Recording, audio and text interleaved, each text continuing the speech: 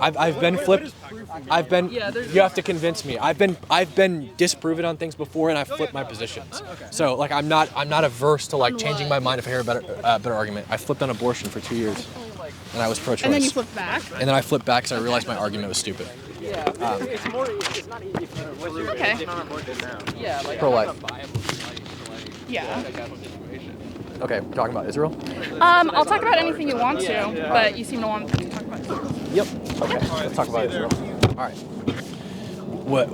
Okay. So 3 topics: apartheid, genocide, or the war being justified. Which one do you want to talk about?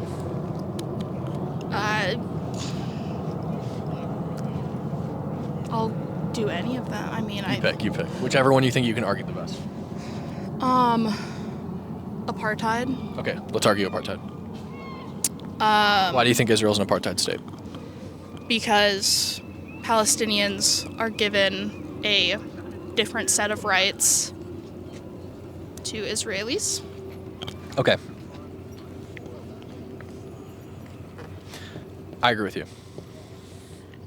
Okay. I agree with you that Palestinians are given a separate set of rights, but it's not because they're Arabs. So apartheid is going to be a system of racial segregation where there is a second tier of citizens, or people are stripped of their citizenship altogether. So I think that you have to go off of the Oxford definition or the generally accepted definition, which is like racial segregation, etc. And I think you also have to factor in the conditions of apartheid South Africa. So in apartheid South Africa, all black citizens of South Africa were stripped of their citizenship. They were no longer South African citizens, and they were put in Bantu stands consisting of 20% of the country, all white people's like 80. Okay, so that doesn't happen in Israel, and the reason that Palestinians are given a separate set of rights as opposed to Jewish Israelis is not because they're Arabs. It is because they are Palestinians. They are not citizens of Israel. In the same way that we don't treat Mexican nationals the same as American citizens because they're not American citizens. They're not naturalized. They can't buy property. They can't vote in elections, et cetera, et cetera. Arab Israelis, however, are treated exactly the same as Jewish Israelis. They're 21% of the citizenry. They can do whatever they want. They can go wherever they want. They can purchase land. They can build houses. They can vote in elections. They can serve in government. There are roughly a dozen members of the Israeli Knesset that are Arabs. There is an Arab-Israeli Supreme Court justice. His name is Khalid Kabab. Also, George Kara, who is an Arab-Israeli Supreme Court justice, or used to be, actually sentenced Moshe Katsav to prison. He's a Jewish Israeli president. He went to prison for sexual assault, sentenced by an Arab. That would never happen in apartheid South Africa.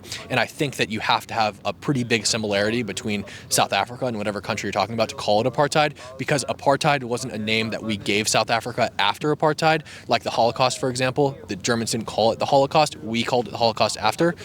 The apartheid is a name invented by white South Africans. Yeah, I think one example of Palestinian citizens of Israel, Israeli Arabs, whatever you're calling them, they can't marry and transfer citizenship to people in the West Bank or Gaza, like people that they are married to. Like that's a very real discrimination, from the government, that they are not able to marry and transfer citizenship the same way that Israelis are, or that Jewish. That's not the case. So the difference between like marriage in Israel and marriage in America is there is no institutionalized marriage in Israel. So where the United States will give you a marriage license when you get married, Israel doesn't do that. All marriage is conducted privately and with the religious institutions that each person belongs to. So if like, for example, an Arab or a Muslim isn't allowed to marry a Jew, it's not because the government won't allow it. It's because their mosque or their synagogue won't allow it. Like interfaith marriage, basically. It's all privately conducted between religious houses or secular houses, depending on what your faith is. So that's not a law in the books. It's not illegal to do that. It's just a lot of times synagogues and mosques won't allow interfaith marriage, and that's not an Israeli law. When you say that Israel... Okay, what was I going to say? I was going to say something. If you have to pause, I'll cut it out, don't worry. Okay, what was the argument I was going to make? You're good. So...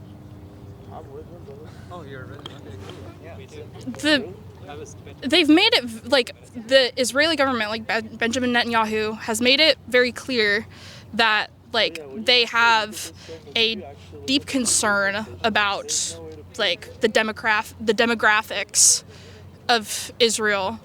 Like I think if you genuinely, like, you think that it has to be written out word for word in their law that, like, Arabs cannot do blah, blah, whatever, like, if I think while apartheid was the term was coined from the South African apartheid, I think if it fundamentally does the same thing without saying it word for word, I still think, like, it's still, like, I still think it should be considered an apartheid, and so does Amnesty International. And but it doesn't fundamentally do the same thing, because for like example, again, in apartheid South Africa, every single black citizen of South Africa was stripped of their citizenship and put in Bantustans.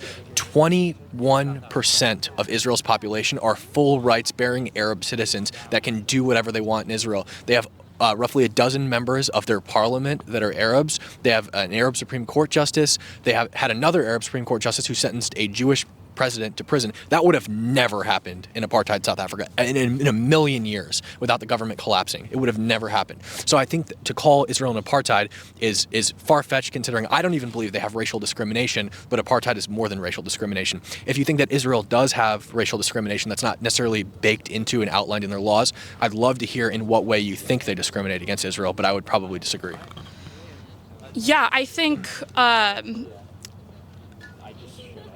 there's absolutely, like, with even just like birthright and, you know, specifically allowing or specifically trying to make and say that they want Israel to be a Jewish ethno-state. Like, that's not, I don't understand how that isn't discrimination. Like, Sure. Okay. So let me just write this. A lot of people will like try to act like the visitation is like, oh, it's just their acting the group, but America invaded like Damn it. Afghanistan, like all these countries, Cuba. Jimmy Carter, rest in piss. Puerto Rico is still an American territory. Okay.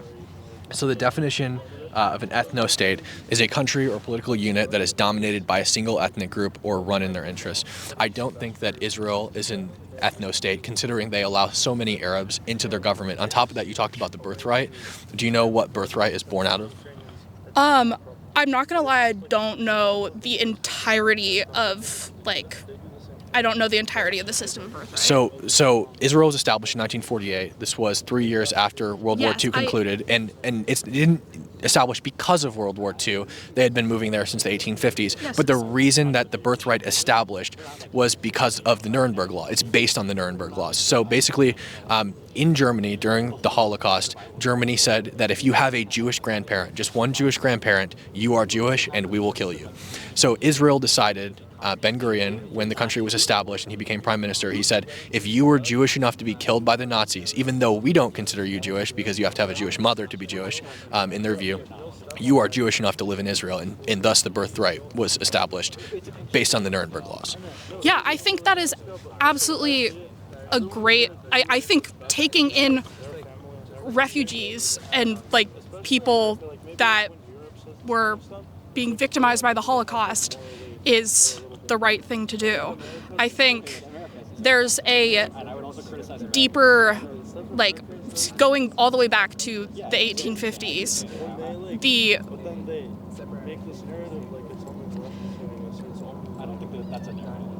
I mean, Jewish people have been put in have historically been so, like, disenfranchised and, like,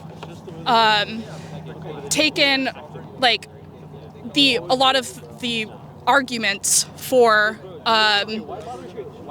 Zionism and for all of it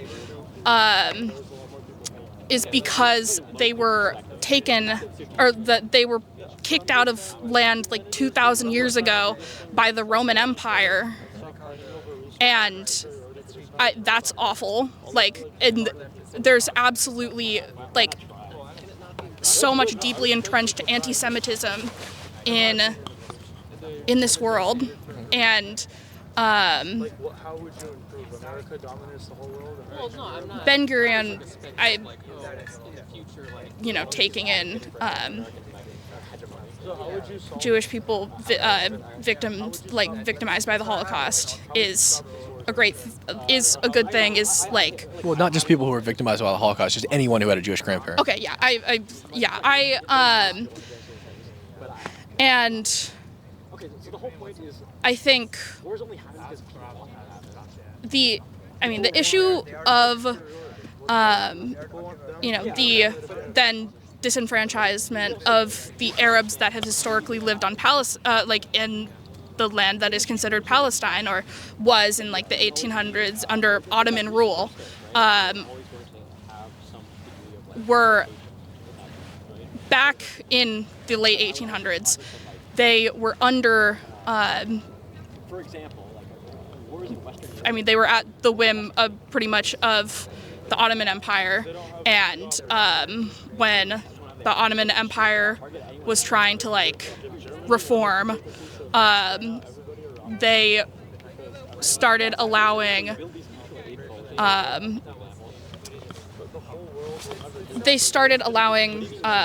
Jewish people that have been in diaspora for thousands of years to purchase land in Palestine,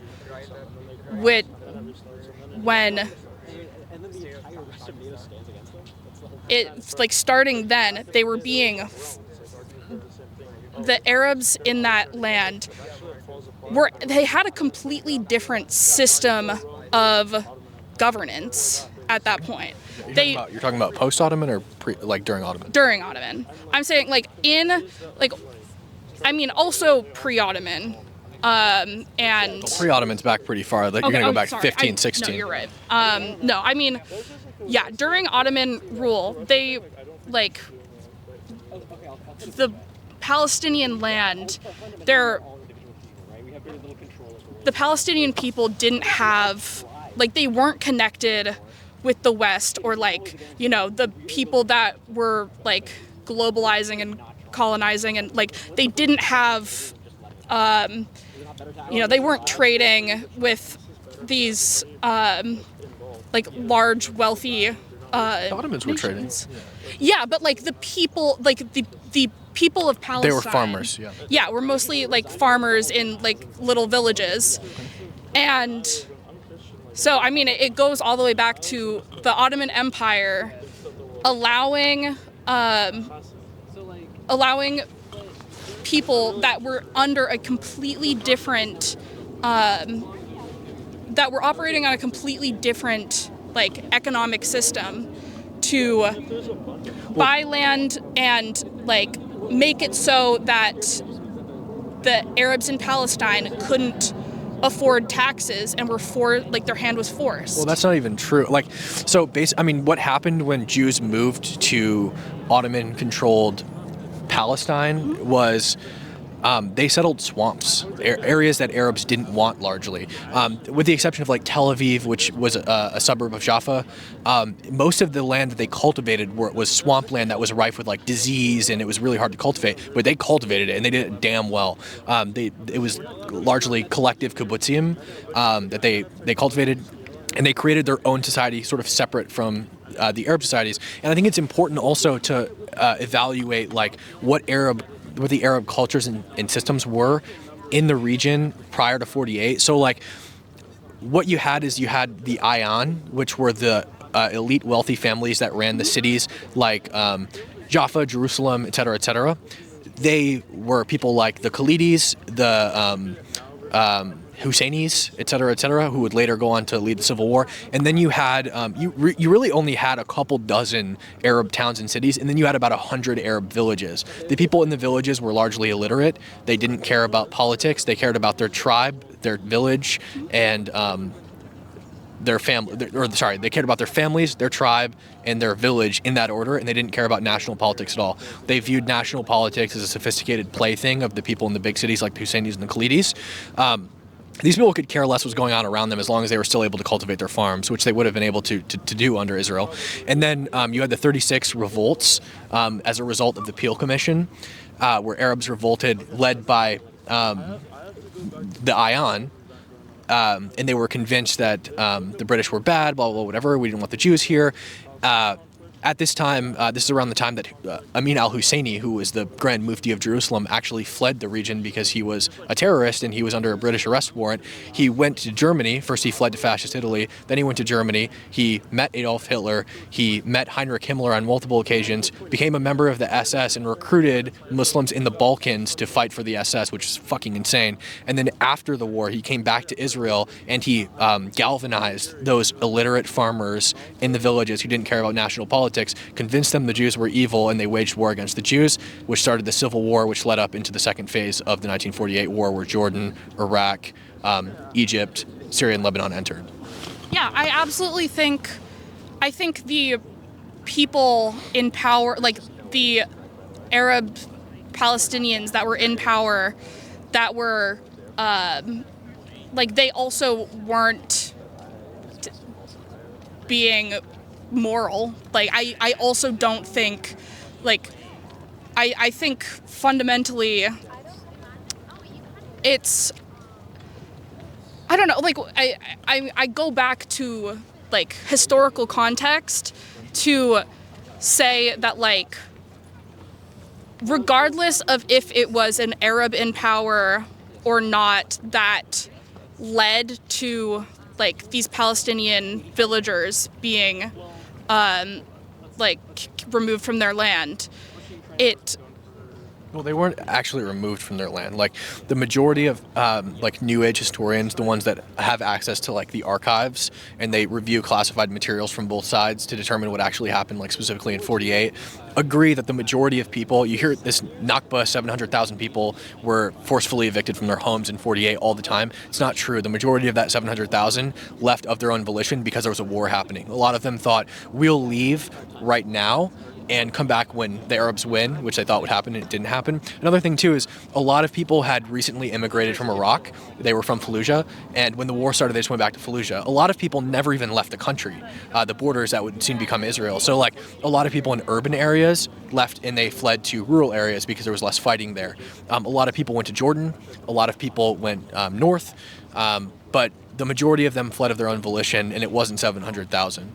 Yeah, those people left with the keys to their homes, thinking they would be able to come back, and they lost. Yeah, I mean, we can. And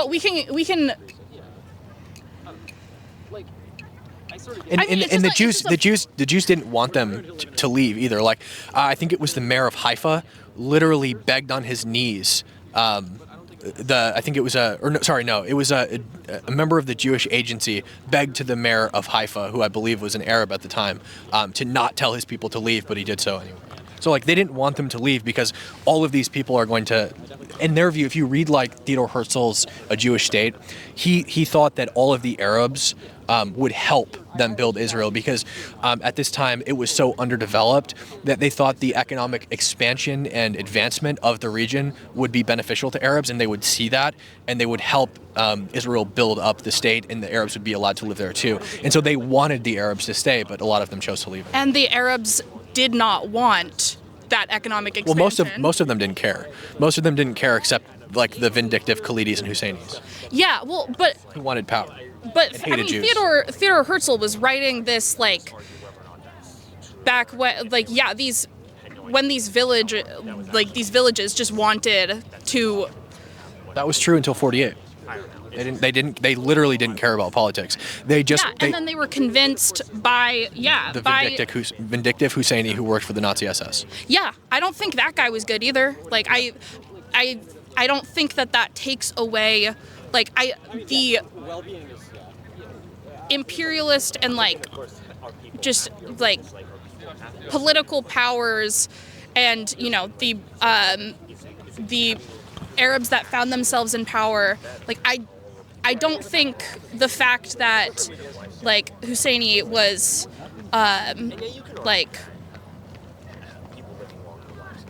was doing all this war and like convinced people that to start caring about politics. Like, I think that doesn't. It might just be like a fundamental disagreement in like the way. Like, I still think that those people deserve to go back to their land, regardless of if they lost a war that they were not like. Israel did invite them back. Israel invited Arabs to come back to Israel, and they refused to. And the issue they face now is like Israel routinely offers citizenship to Arabs living in East Jerusalem and the West Bank, but they refuse because they hold Palestinian citizenship, and the Palestinian Authority specifically says that you cannot hold dual citizenship, and if you adopt Israeli citizenship, we will revoke your Palestinian citizenship, and they don't want that because they won't be able to go visit their families in Palestinian-controlled parts of the West Bank. So Israel has like tried to make this right repeatedly, and the Arabs are just beyond reason. Most of them, at least. People who are like fundamentalist or people who hate Israel are just like beyond it. With the exception, like, and I'm not saying that's because they're Arabs, right? Because there are millions of Arab Israeli citizens who love Israel. Many of them actually fight in the IDF, though they're not mandated to fight in the IDF. They're one of the few groups that is exempt from mandatory military service, but yeah. So that's honestly, it's like all the religions in the world that like promise like. I also don't think the Palestinian Authority has the interests of Palestinians in mind. They've made more progress at establishing a Palestinian state than any group ever. That's basically The Oslo 1 and Oslo 2 in 1996, and I don't like the PLO either, but like Mahmoud Abbas has made way more. Like the Palestinian Authority. It's the PLO. They're the same thing. I mean, it's definitely changed. Yeah, sure, it's changed, but they're the same entity. So like, Mahmoud Abbas is the president of the Palestinian Authority now. He was Yasser Arafat's second in command. When the Palestinian Authority was established, Yasser Arafat became the president. When he died, Mahmoud Abbas became the president. Same entity, same people. Sure, they probably changed their views. I don't like them, but they've certainly made more progress than like Hamas, for example. Yeah, and I don't think Hamas's tactics are good or effective. They also like back in when the election that Hamas won. 2006. Yeah. Like the Israeli government, I don't know exactly, were supporting and like upholding Hamas because they knew it would be it would be seen as a less legitimate. Well, they did refuse to intervene, and the reason, this is the problem I find with everybody cites this like funding to Hamas from Israel, but it wasn't actually funding from Israel. What happened is the Qataris were giving Hamas millions of dollars, and if Israel were to intervene in that and like prevent Qatar from giving all that money to Hamas, now all of the anti-Israel, pro-Hamas people would be whining that Israel involved themselves in Qatari and Hamas politics, and they shouldn't have done that. And if they would have just let them get the funding, then they would have been fine. Like I could see this going both ways. Like regardless of what they did, they would have been demonized for it. Yeah, and I don't think that that's like the be all end all of like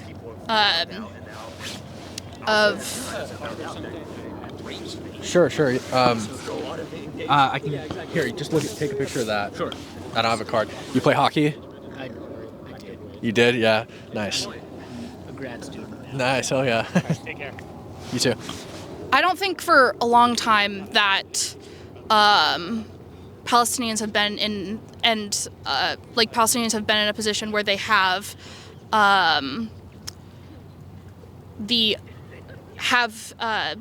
leadership that is. I don't think they're at a point where they even have the ability to have leadership that is effective because they're all terrorists. That's what I mean. The PLO are terrorists. Hamas are terrorists. And if you say that and against their own people too, the PLO invaded Jordan. If you say that like they are all terrorists, going back that long, like when you're It's not even going back very far. I mean, it's all the same people. The founders of Hamas are all still alive. I've actually met the son of one of the founders of Hamas. His name is. oh my god, I know who you're fucking talking about. Yeah. I don't know his name, but I know who you're talking Yeah. Yusuf. Wasab Hassan Yusuf. Great guy. Love him. But anyway, like, it's all the same people. So, like, the founders of Hamas are still alive. Some of the founders of the PLO are still alive. Obviously, Yasser Arafat's dead, but it's all the same people. They were started as terrorist organizations. The PLO splintered. Now you have like the PFLP and the DFLP. They're all terrorist organizations too. They've all engaged in terrorist activities, and they're all the minority parties of the PLC. Yeah, I'm saying all the, like, going back to the inception of these groups, like, even like we can go and blame the fact that they were